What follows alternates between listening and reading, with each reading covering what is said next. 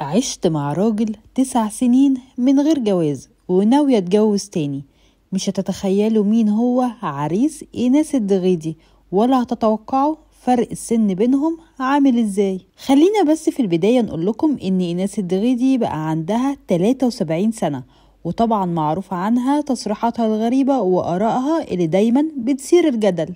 إيناس اتكلمت قبل كده عن الرجالة اللي في حياتها، وقالت إنها عاشت 9 سنين كاملين مع راجل من غير جواز، وإن الراجل ده هو دكتور الأسنان نبيل معوض، وبعد ال9 سنين اتجوزته رسمي وبعدها اتطلقوا. إيناس بقى قررت تتجوز تاني، والمرة دي من رجل أعمال مصري عايش في روسيا اسمه أحمد، وناوية تعمل فرح كبير جدا. بس تخيلوا إيناس اللي عندها 73 سنة هتتجوز من راجل أصغر منها ب25 سنة تقريبا. كمان ناوية تقضي شهر العسل في